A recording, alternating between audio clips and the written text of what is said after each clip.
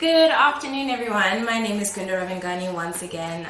This is the second time I have been hosting on the Relationship Minute. This is still the Relationship Minute, right? Okay, great. Once again, it'll be a question answering. I'll be asking him a couple of questions and he'll be answering them. Let's just get right into it, shall we?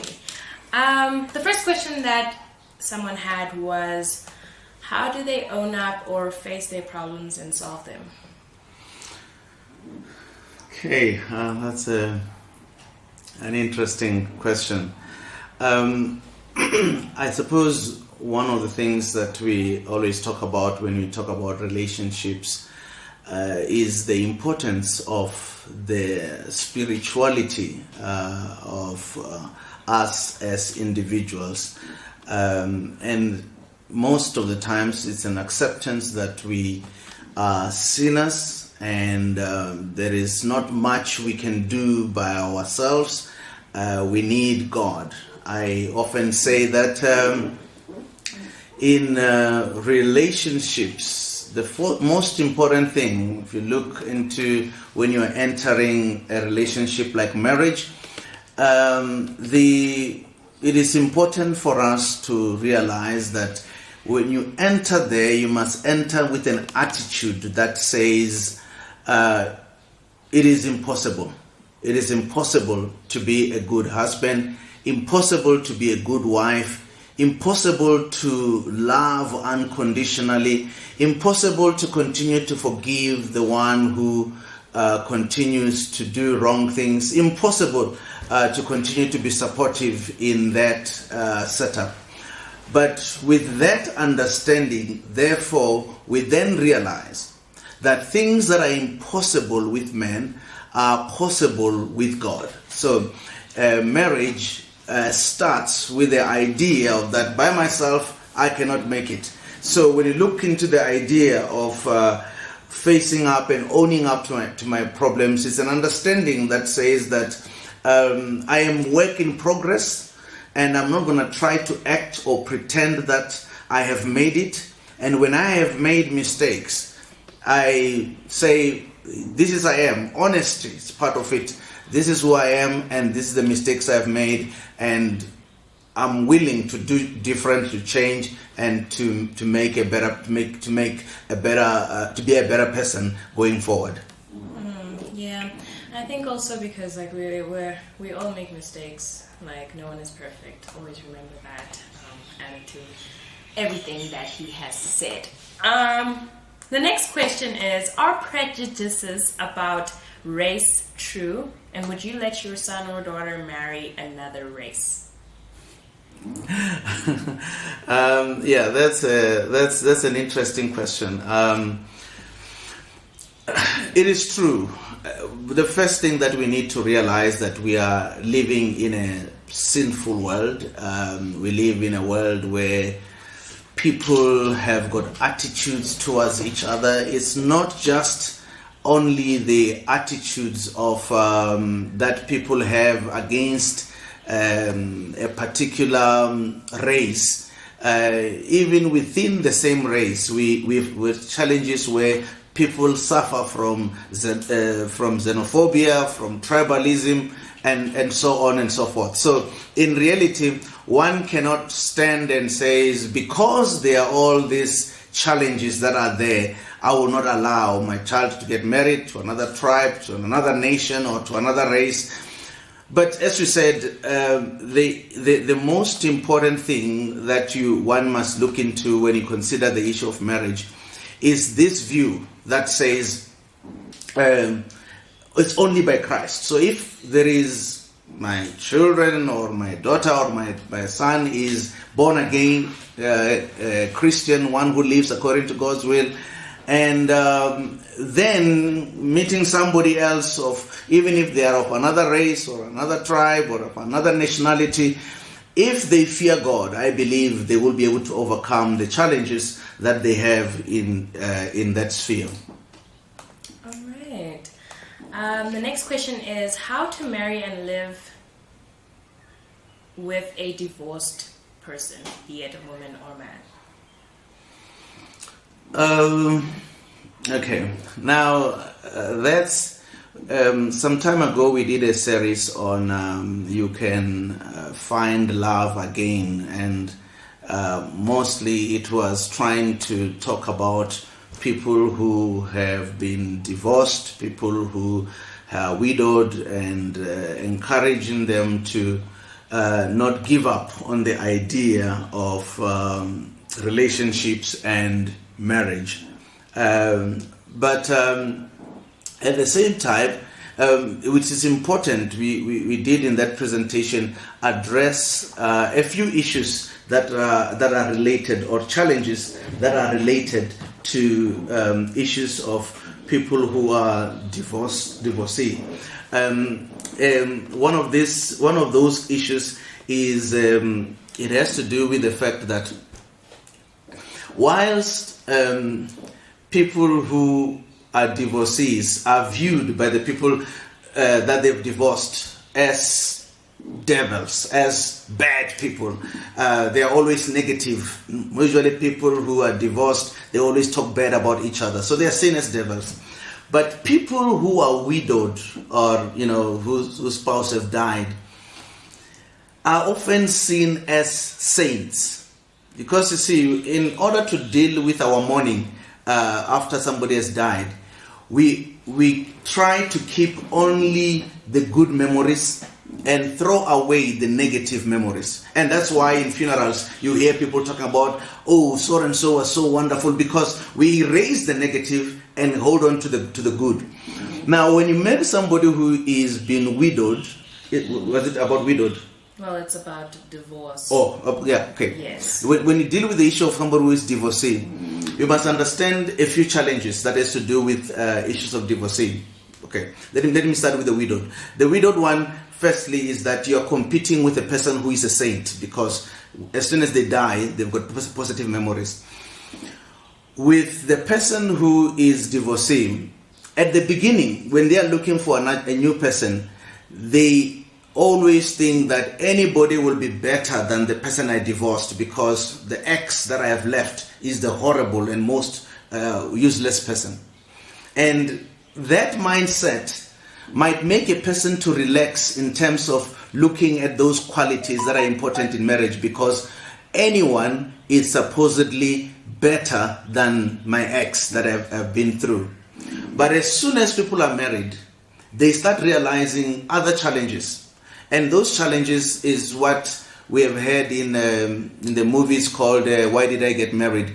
About 80-20 principle. The 80-20 principle is that most people, they are unhappy about something that their partners do. Probably those are 20% of what your partner does you're not happy about. 20% is what makes you to divorce. As soon as you divorce the person, then you marry somebody else looking for the 20%. And as soon as you find that 20%, it's only then that you realize you have lost the 80% of the person. So many regrets that have happened in dealing with people who are divorced, because many of them are trying to bounce back. Many of them are just trying to get anything because they think anything is better than what they had before. In other cases also, divorcees, there are problems of I always say that when people get married for the first time, they come with one bag, a bag of baggages, which is from their own family, background. So you come with only one bag. Whatever has happened in your background, you come with that one bag. When you get married for the second time, you come with 3 bags of baggages. Right? The first bag is a bag of from your own family. The second bag, it's a bag of a baggage from the previous relationship. The third bag, it's a bag of children. Often they're children who come in there. So it is not as easy, because instead of coming up with only one bag, you are coming with 3 bags of baggages. Okay, interesting. With that, you just spoke about children. There is a question here that says, do children strengthen or weaken a union? I'm presuming a marital union. Yeah, that's an interesting question. I think there should be another one next to it. Is there something, a sub question around? Yes. Then it continues to say, when is it the right time to have children in marriage? And then it continues and says children and intimacy in marriage. I'm presuming that is a sub point. Okay. Now, if one looks into the question, can these children strengthen or weaken the marriage? It is interesting. Let me start it from the other end. That there are families that are only held together today by children, and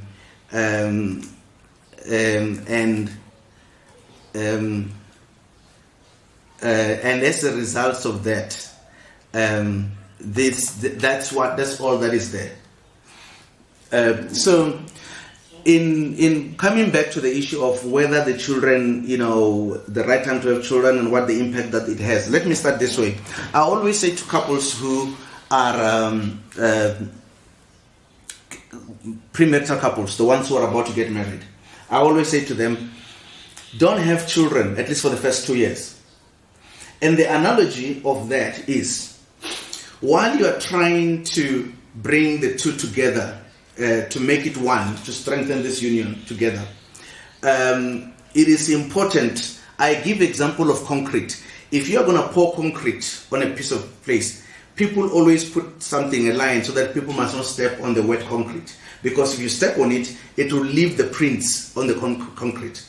But if you wait for a day or two until the concrete is strong, people can walk on it. So even the marriage, it is important that you let it hold together like a concrete before children step on it. Because there are marriages which are now held together, as I said, by children, because the prints of the children created the shape of the marriage, because it seems like it's that holds it together. They decided to have a child because they didn't have anything else in common, or it was getting dry. It's there's. I mean, I was watching a movie, and some way it was saying something like, if their child died, and the person was saying, but that was the only thing that held us together. What is the point of remaining in the marriage when the children are not the children are no longer there? But it is therefore important for us to realize that when the marriage has held together and the two are united and they start together, it makes it easier to hold the children together so that they become a unit that stands together, not directed by the children. I was talking to some people, because if you think about it, on the issue of step parenting, you are pushed in the direction of parenting even as you start the marriage, because you start with the children. And that's why there's a bit of a challenge there. So for those who are getting married, and I always encourage them, let your concrete hold together, stand together, and then you can think of entering into marriage. Now, there was a question about children and intimacy in marriage. Now, there is a situation that happens, particularly with after children when the children are small.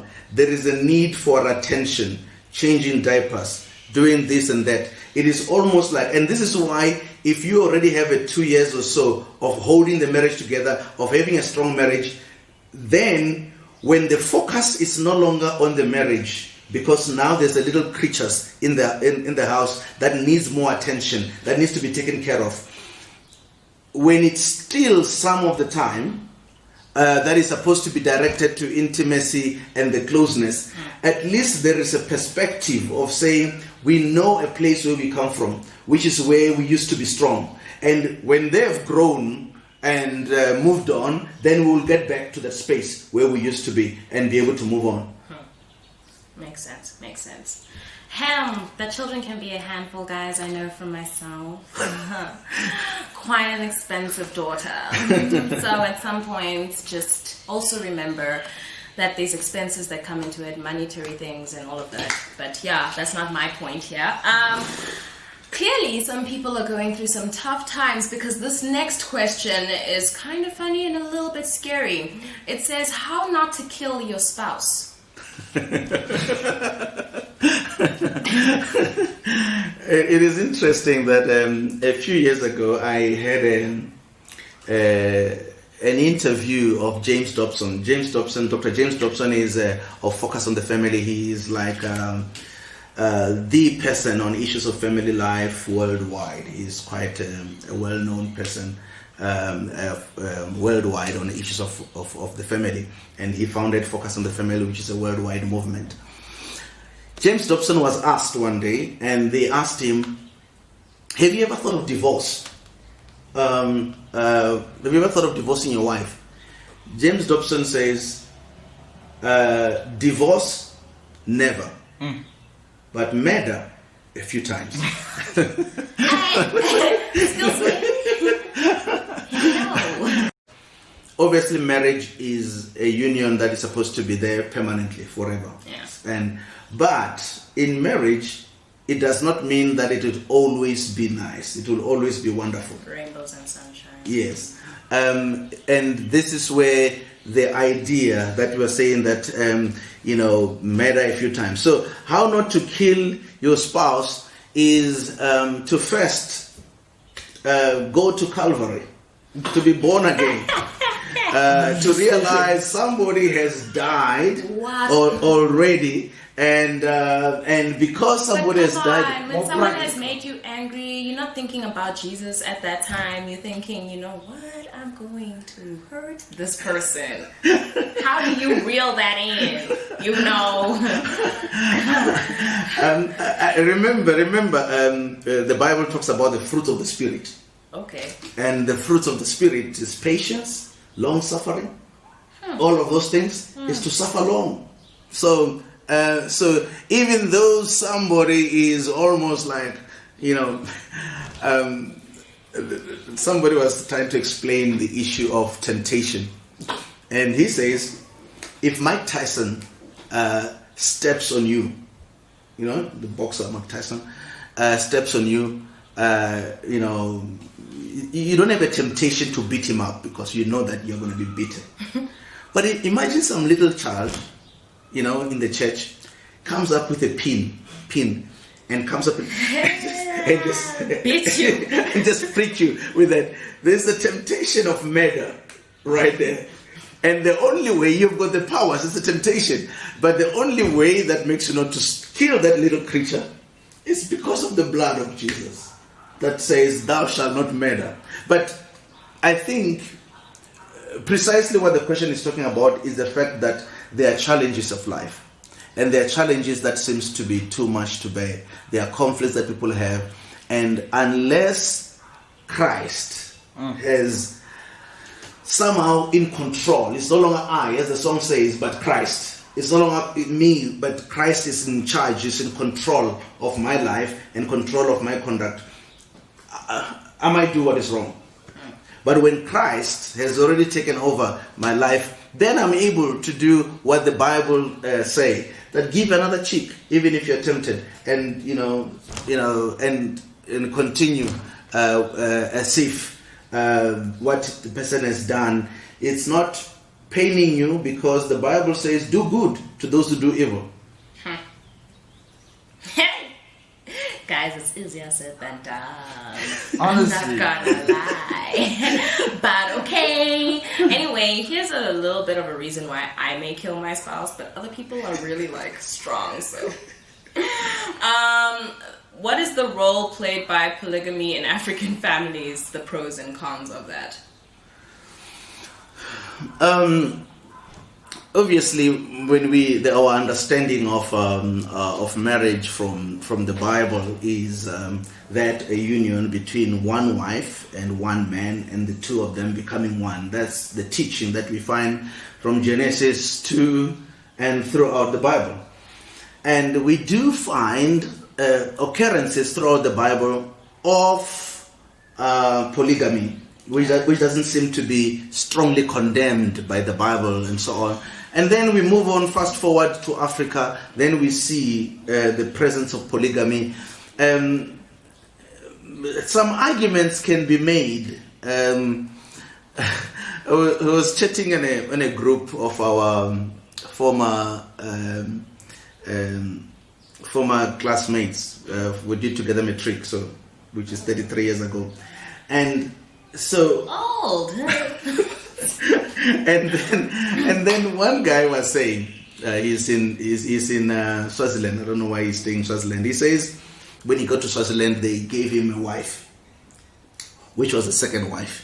And then he says he wanted to divorce this second wife, and then he says they said to him there, why divorce her?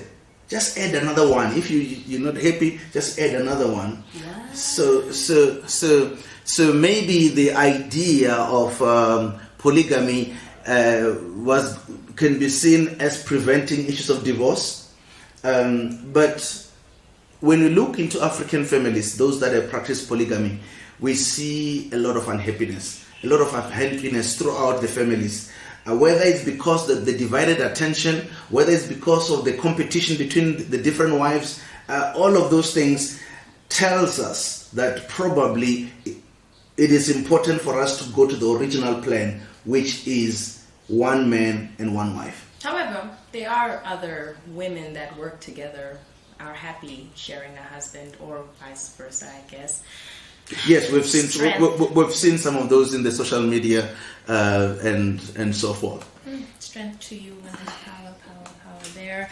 The next question is it still relevant and necessary to marry from your own denomination? We dealt with this in the last question and answers. We dealt with this, but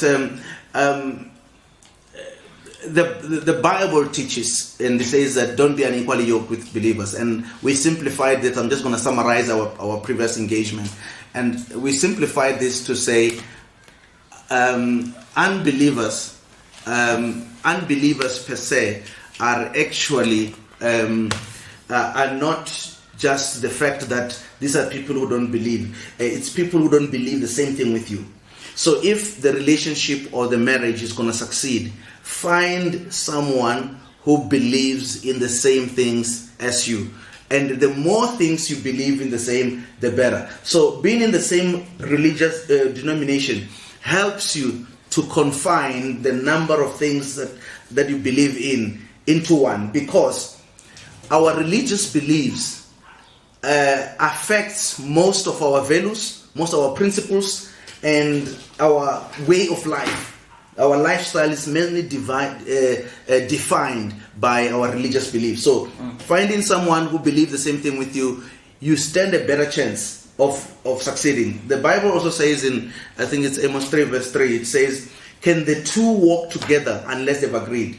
Which simply means that if I live here and I find somebody asking for a lift, and I'm going to Venda, it means we have agreed that the person is also going to Venda. But if that person was going to Bloemfontein, we are not going to walk together. We're not going to drive together, because we're not agreeing on the destination of where we want to go. And you can almost imagine that in marriage, to say, if you end up with a relationship where somebody is going east, another one is going west, you are not agreed, that relationship will not be able to stand. All right, this question, well, it's not a question, rather, I guess it's a please help me type situation. I need help. I want to overcome infidelity in marriage. I want to stop cheating on my wife. I seem to have lost control. I have tried stopping, but seem to keep going back.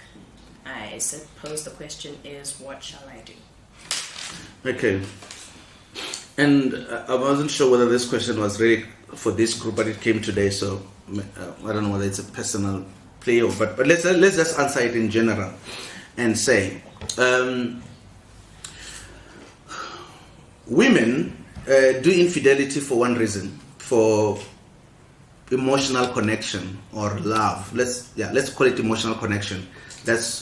And that emotional connection leads to full-blown infidelity, where people can end up sleeping together and so on and so on. But men go into infidelity for two reasons. One, for the same one as women, which is emotional connection, and because they think, they really believe they love the other person. Secondly, men can also go into infidelity just for sex.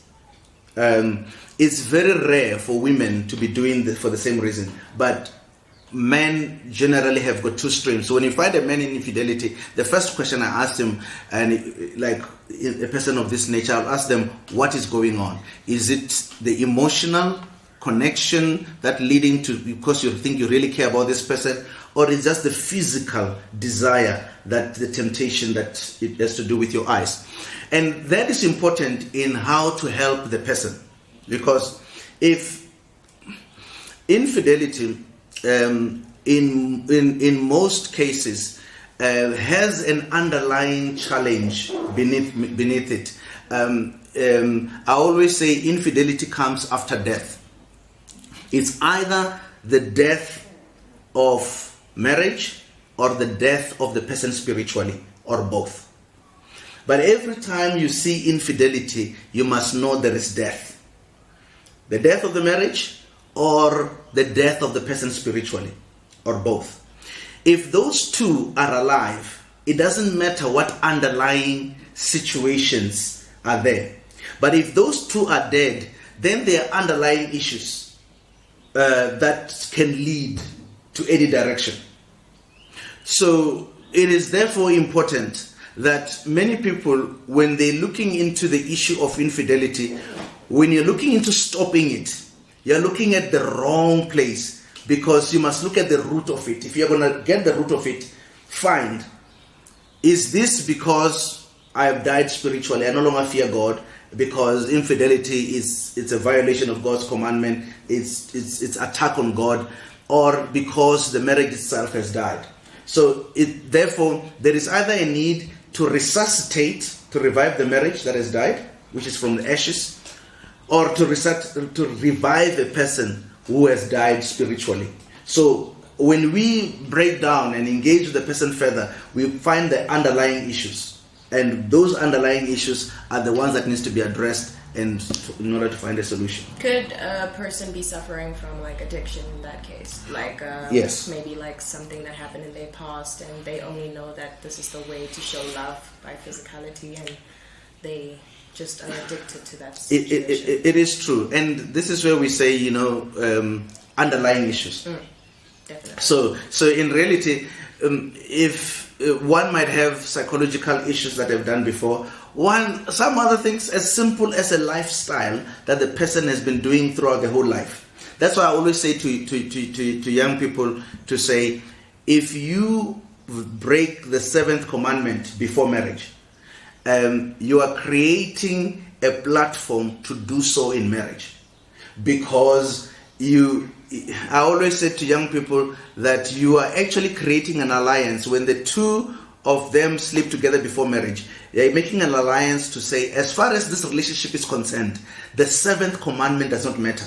So, and that alliance continues into marriage. Just that in marriage, one cannot cheat with their own spouse, because you can't break the 7th commandment with your own spouse. You must find somebody else to break it with, and that's the culture that has happened. Again, that door is opened because of the lack of the fear of God, and because when the fear of God is not there, all of these base passions, these passions of sinfulness that are within us, whether it's because of the habits before or it's because of the trauma we've experienced, and so on and so forth, they come forth, and the solution to that is the fear of God.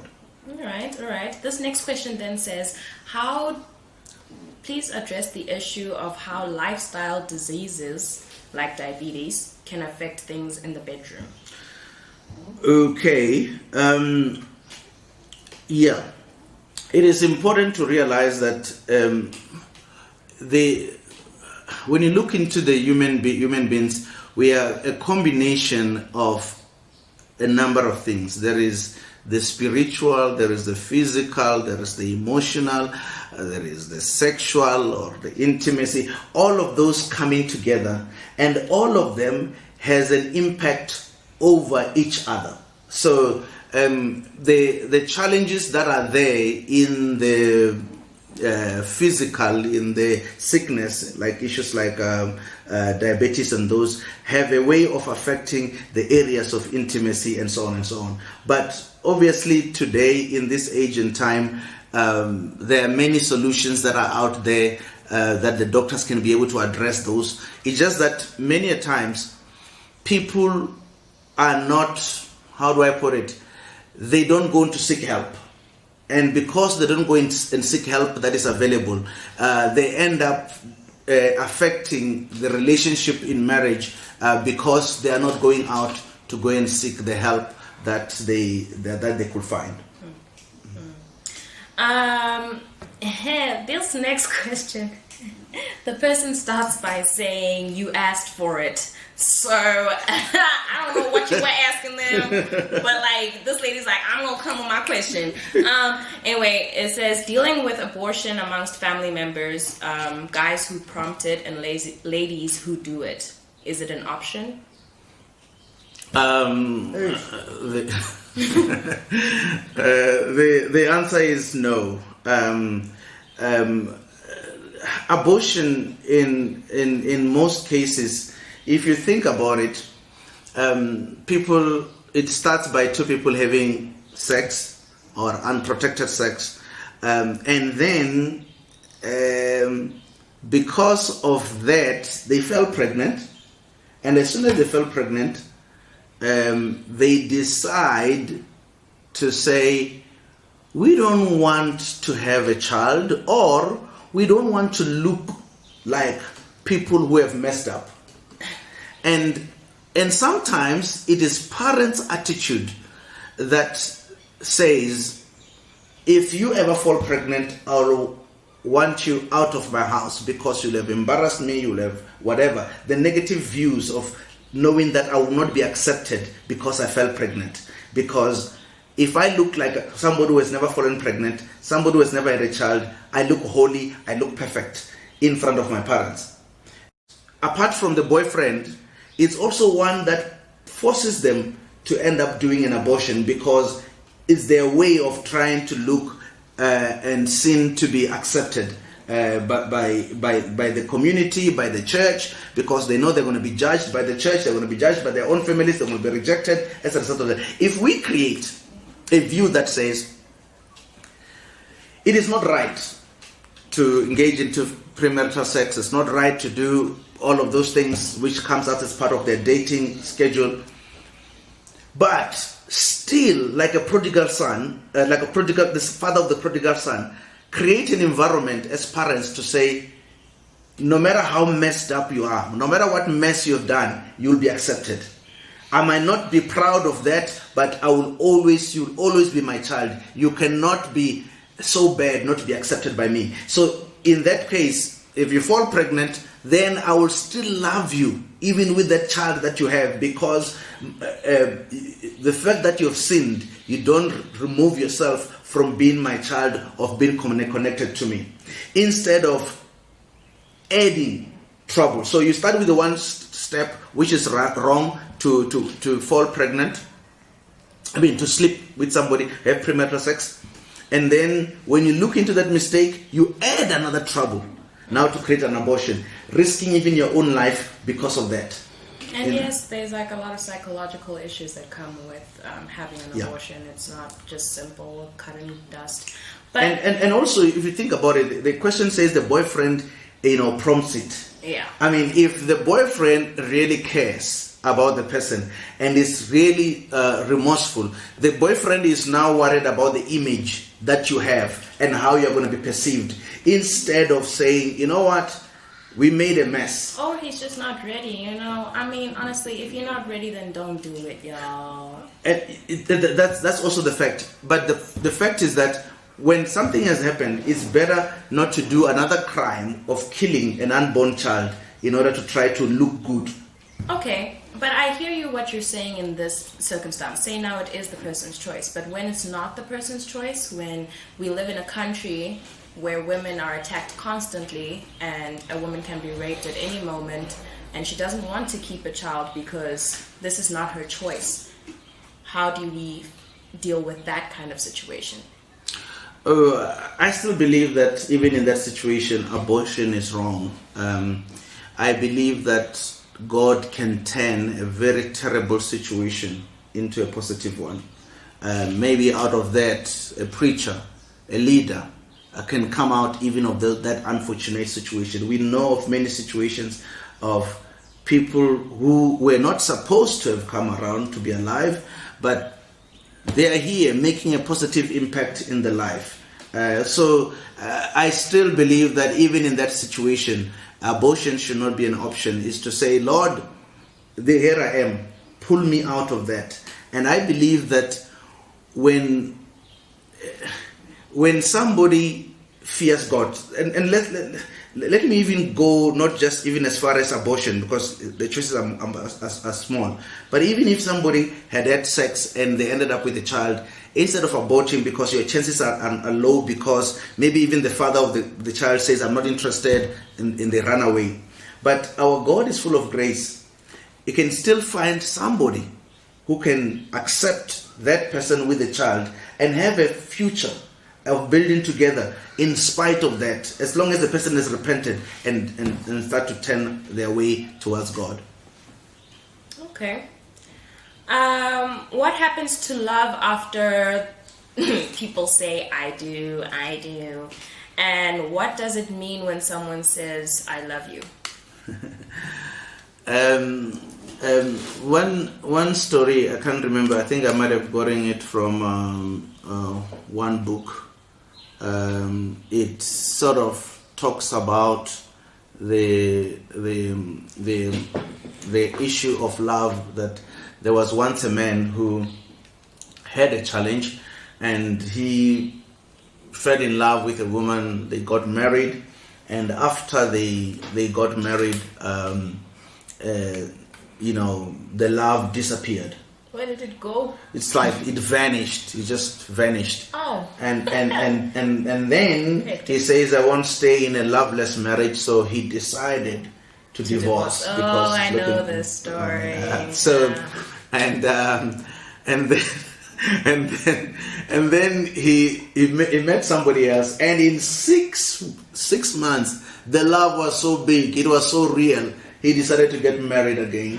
And after he got married, soon thereafter the love was gone. They looked for it in the kitchen, it was not there. In the living room, it was nowhere to be found. Nowhere in the cupboards. And as a result of that, he divorced again. And then he met somebody else, and this time he said, I'm going to take my time. As the song says, take time to know her.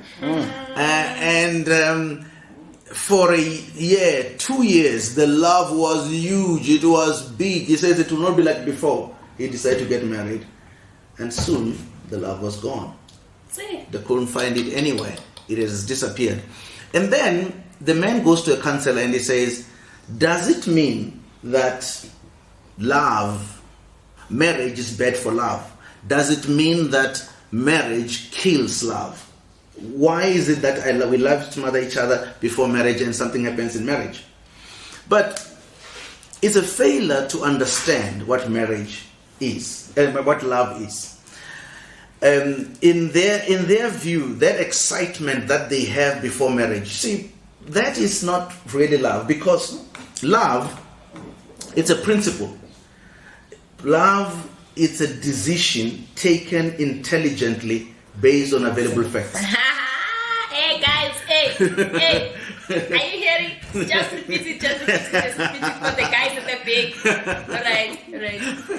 Alright. Love is a principle. It's a decision taken intelligently based on available facts. Yeah. So in reality, when you meet someone and they know little about you, then you must know that their love is little, because the effects that are available are less. That's why true love can only be found in marriage. When people know everything about you, they know your mistakes, they know your failures, they know when you lose your temper, they know everything about you, and they still says, I love you and you are the best in the world. That's true love. When they discover that you don't know how to cook, when you try to do tomato gravy, the tomatoes sit on one side, the onions on the other side, and there's water is just fighting in the middle. Yeah, it's like in the middle. But still, that person still says, I love you. When he has dirt under his nails and doesn't clip them, and you still say, I love you. Probably more serious things. Of course. That is a problem, guys. Let's not act like it's normal. But love is total acceptance of another person. What the problem that we have mostly is that people stand on one side and say, you change, I will love you. But that doesn't work. What really works in relationship of marriage is when you say, I love you and I embrace you as you are. And when somebody loves you and embraces you as you are, then you change. Because you see, if somebody makes you a queen and treats you like a queen, in spite of your failings, then you retaliate, or in return, treat him like a king. Because in the same way, that person has made you, accepted you with your faults. But people think this excitement of meeting each other and dating, that's true love. True love can only be found in marriage. That's why the Bible says, husband, love your wives. Because it doesn't say, girlfriend, love your boyfriend. It doesn't say, a boyfriend, love your whatever. No. And in Titus 2:4, it says, they, the older women, must teach the younger women, among other things, to love their husbands. So, the love of husbands and the love of wives is what the Bible instructs us. And Bible will not instruct us to do something that is easy. That's why there is no loving your boyfriend or girlfriend, because that is easy. The real thing that needs a commandment is what we find in marriage. The next question. Oh, please tell me you say no. What role do parents play in their children's relationships?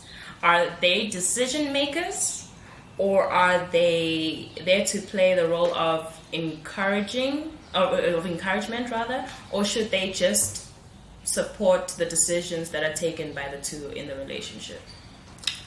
Right. But wait a minute. How old are these people? I'm so confused. Okay. It is important for us to realize the parents play an important role.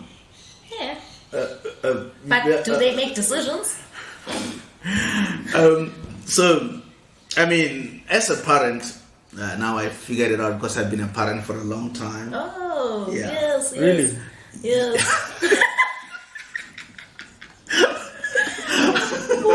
I've been a parent for a long time. Don't tell them my age. You can't say how long you've been a parent. You don't reveal nothing. So because of that, a parent has got a privilege of influencing the characters of his or her children.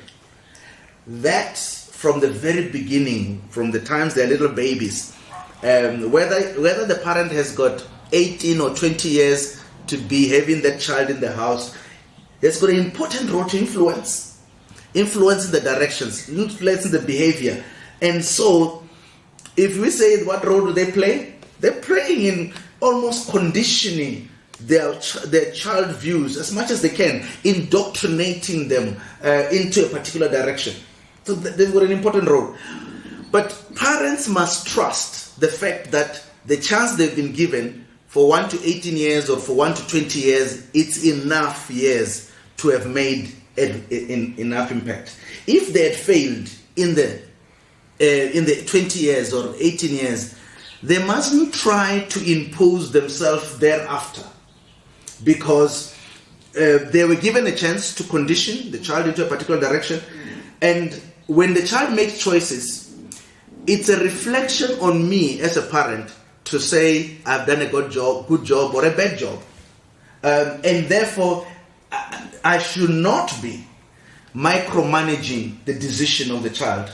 The child must make their own decisions. They must all make their own decisions in terms of the choices that they make, and I must respect those choices. I can guide, I can advise, but ultimately, if you're going to marry someone and you're going to live with that person forever, you better be making your own decisions. And I always say to young people, you better not be using emotions also, because emotions have got no IQ, they have no intelligence. You better be using your mind, you better be thinking. That's why you must make a conscious, intelligent decision yourself, because you are going to live that life. So you better make the best decision for yourself, instead of, because otherwise it will be easy to just blame it on the parents, to say, oh, you chose this one for me, you said I must do this one, and so on. Some of us have bigger pressure than you at home, guys, because we have been growing up with this kind of wealth entering our ears. Such a struggle. We probably need to take a last question, since we'll probably have to continue the following week because the questions are too many. Quite a lot of questions, folks. All right, let us get into our last question. What shall we make our last question? Let's make this our last question. Amongst the 5 languages of love, there's one that encourages materialism. Sorry. Meaning, if you give her a gift, that's when she loves you more or feels fulfilled. I have a serious issue with that language. Well, I don't think that's what it means. Love languages are different, right? It's quality time, it's words of affirmation, it's gifts, it's physical touch, it's acts of service.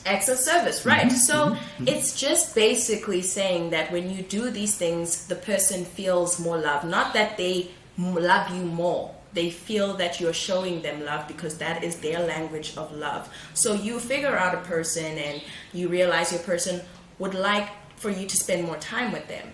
That is how they feel loved. Not that they will love you more because of it. It's just you're showing them through their language. So giving her gifts is showing her that you love her, not that she will love you more. It's, oh, I realize this is your... And don't get it wrong. Ladies like things, okay? It doesn't necessarily mean that that's their love language, okay? Yes, sometimes it gets it twisted and you're like, yeah, this is my love language, just buy me Chanel, boy. No, okay? You need to know your person, study your person. You'll realize that some people like that, actually their love language is quality time or touch or words of affirmation or, as he said, acts of service. So learn your person, and that's the only way you can show them love the way they will understand. I don't know. I thought about you when I was there, and this is the little gift. Maybe I was by the sea and I was walking on the beach and I saw some shell or some whatever thing, and or something that indicates an inside joke between you two. Yeah. And you're like, oh yeah, this is funny. It's not going to be funny to everyone else, but it's funny between the two of you. So this is the thought, the fact that you have been on my mind, and this is because if you think about it, giving, it's a universal language of love. So even if you talk about acts of service, you are giving your service to the person. Even if he's talking about quality time, you are giving your time to the person. And it's so holistically, love has to do with giving. That's why the Bible says, for God so loved the world that he gave his only begotten son, because there is no loving without giving. Exactly that. Well, thank you very much for tuning in today, guys. We will see you probably next week. We hope so. Well, we'll see. We'll see you next time, and we'll answer further more of your questions. Thank you very much for tuning in. Goodbye. Thank you very much, Gundo, for hosting. That was Mashudu Ravhengani, proudly brought to you by Living Power Ministries. You can find us at livingpower.org.za or on WhatsApp at +27 78 215 5737. Living Power, empowering mankind to unleash its full potential.